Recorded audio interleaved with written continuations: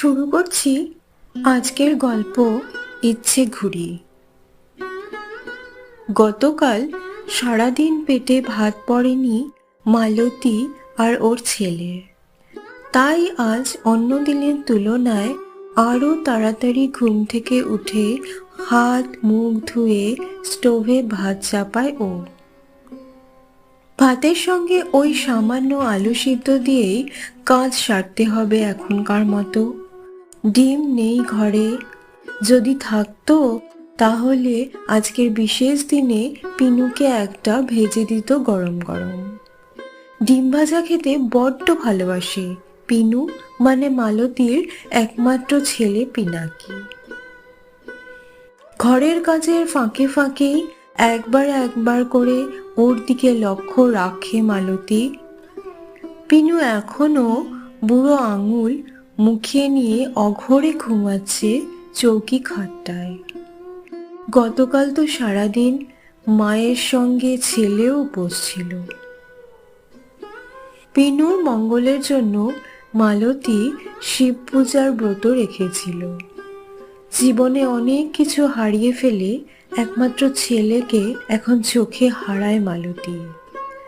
যদিও পিনুর খাবার খেতে কোনো বাধা ছিল না, কিন্তু মা খাবে না শুনে ছেলেও জেদ ধরেছিল যে মা না খেলে পিনু নিজেও খাবে না। ছোট হলে কি হবে, বড্ড একগুঁয়ে হয়েছে ছেলেটা। সারাদিন নির্জলা থেকে সন্ধ্যার সময় ব্রত উদযাপন শেষে মায়ে আর বেটায় দুজনে মিলে শুধু সাবু আর কলা খেয়ে শুয়েছিল রাত্রে। ঘুমটাও এসেছিল বটে জব্বর ক্লান্তির শেষে। এখন দুটো গরম ভাত পেটে না দিলে শরীর চলছে না আর। গতকাল মালতী পুজো দেবে বলে কাজ বাড়িতে মালকিন সোহিনী দিদিকে বলে কয়ে ছুটি নিয়েছিল। তবে আজ কি আর ছুটি পাওয়া যাবে? যদি যেত তবে কতই না ভালো হতো। মায়ে বেটায় মিলে কাটাতো একসাথে আজ। আজকের দিনেই তো পিনু এসেছিল মালতীর কোলে। সেই হিসেবে বলতে গেলে আজ ছোট্ট পিনাকির জন্মদিন। খুব শখ করে মালতী শিবের নামে ছেলের নাম লিখেছিল পিনাকি।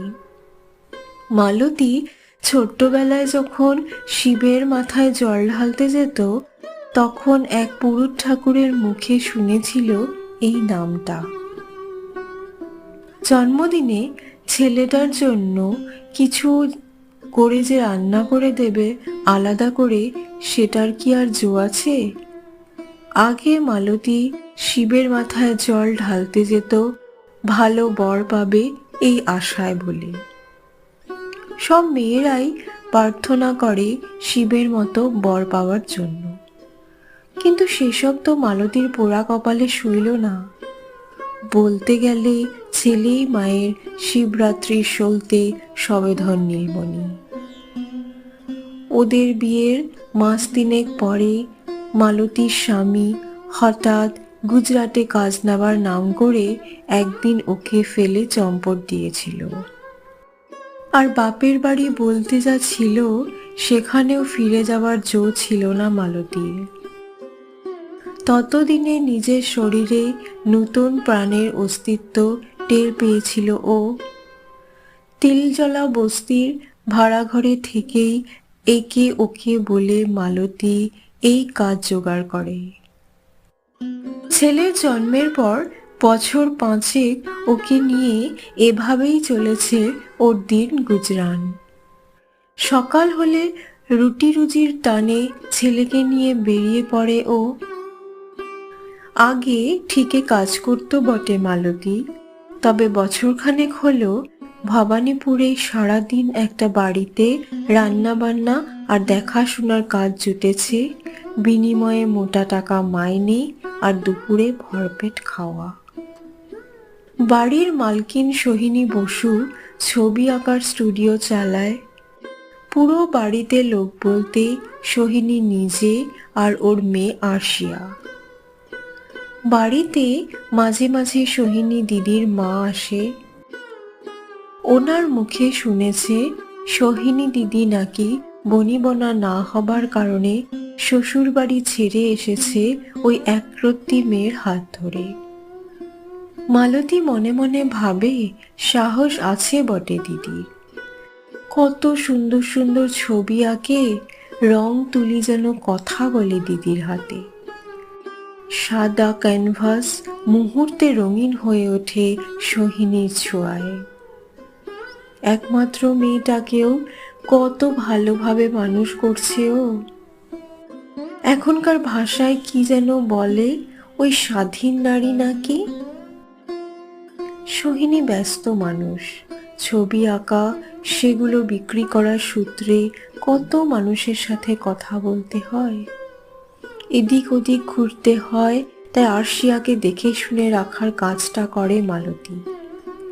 আরশি ওরফে আরশিয়া বয়সে পিনুর থেকে সামান্য বড়। এইসব ভাবতে ভাবতেই ভাতের ফ্যান উতলে ওঠে। ঝটপট স্টোভ নিভিয়ে থালায় ভাত ঢালে মালতী। আগে তো পেটে দুগ্রাস পড়ুক।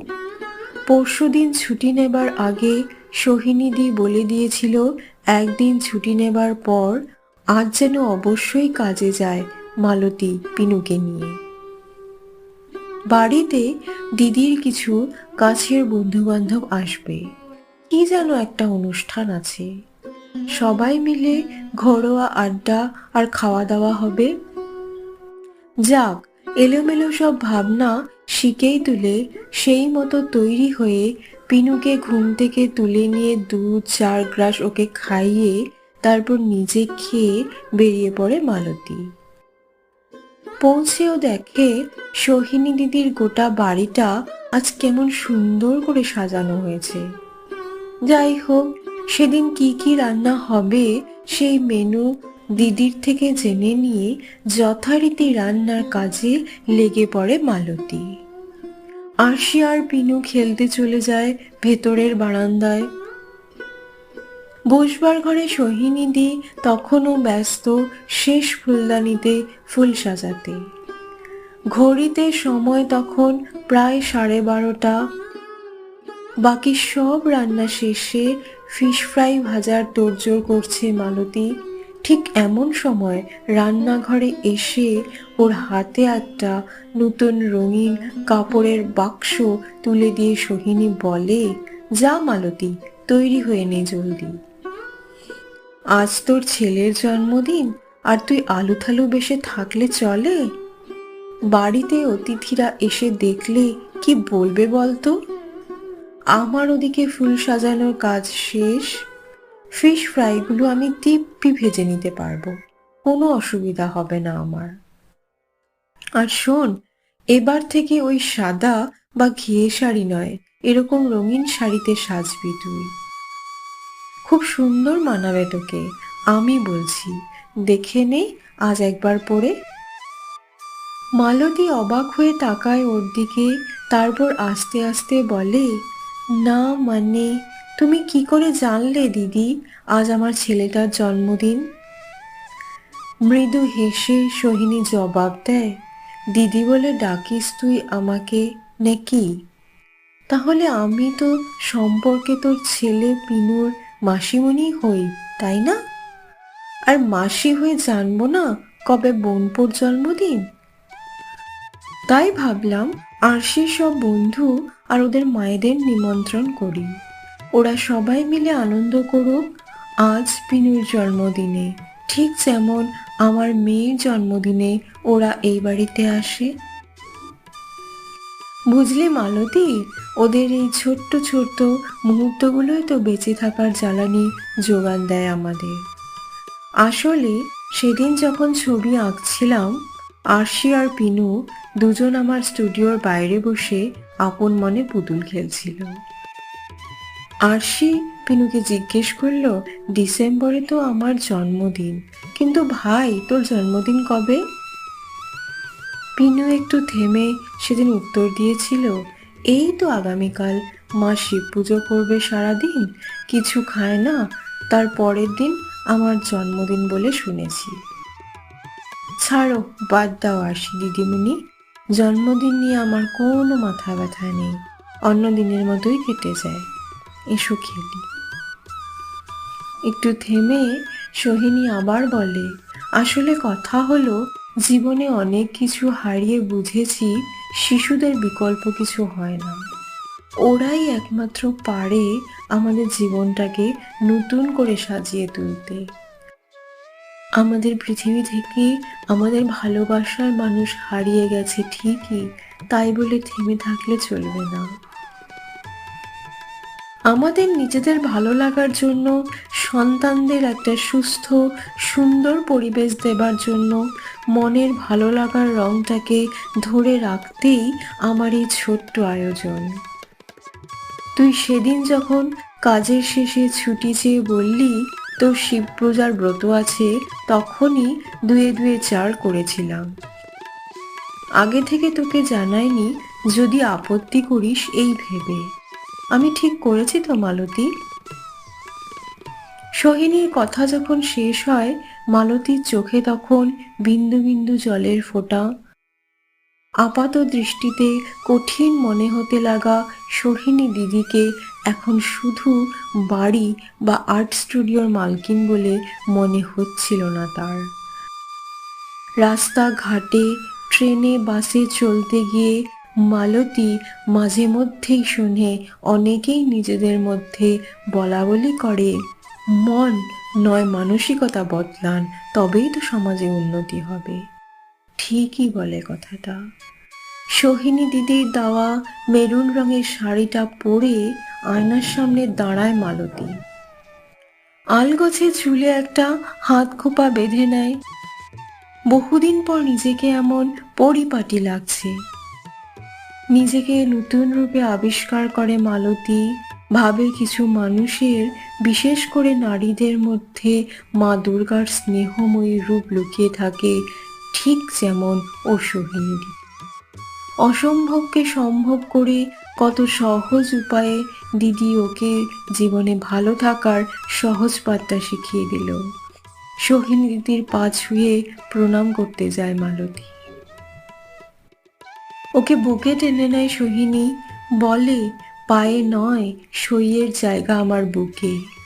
সেদিন হোম ডেলিভারির ব্যবসা শুরু করবি, টাকা চেয়েছিলি তুই, আজ ওটা নিয়ে যাস।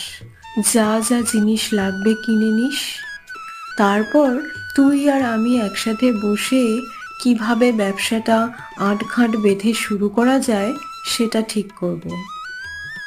আমার ছবি আঁকার সাথে সাথে তোর হোম ডেলিভারির ব্যবসাও এখন থেকে শুরু হোক। প্রথমে পাড়া প্রতিবেশী, নিজেদের এলাকা দিয়ে আরম্ভ হোক। সামনেই নারী দিবস, ওই দিনই শুভ মহরত হোক। তোর দোকানের নাম দেব ইচ্ছে ঘুড়ি। তারপর দেখবি মালতী, ইচ্ছের ঘুড়ি তোর হাত যশে ডানা মেলবে সুদূর আকাশে। দিদির কথা শুনতে শুনতে বসন্তের বাতাসকে সঙ্গী করে মালতীর মন পাড়ি জমায় সুনীল আকাশের পানে। ওর পাশে দাঁড়িয়ে কাঁধে হাত রেখে স্বপ্ন পূরণের রূপকার সোহিনী মুচকি হেসে বলে, কি রে, একবার অন্তত বল কেমন লাগছে পিনুর জন্মদিনে তোর পাওয়া এই সারপ্রাইজ উপহারটা। মালতী উত্তর দেয়, আমি বেশি কথা জানি না দিদি, তবে হ্যাঁ, মনে হচ্ছে এত সুখ আগে কখনো পাইনি। বাইরে থেকে বাচ্চাদের দলবলের মিষ্টি গলার আওয়াজ ভেসে আসে, লাল নীল সবুজেরই মেলা বসেছে, লাল নীল সবুজেরই মেলা রে। সত্যি এবার জীবনের লাটাইটাকে যথাযথ মাঞ্জা দিয়ে মালতী আর সোহিনী দুই নারীর ইচ্ছে ঘুড়িটা আকাশে ওড়াবার পালা। জীবন সংগ্রামের চড়াই উতরাই ঠেলে বন্ধুর পথ পাড়ি দিয়ে দুই বন্ধুকে যে জিততেই হবে লক্ষ্যে অবিচল থেকে। গল্পটি এখানেই সমাপ্ত।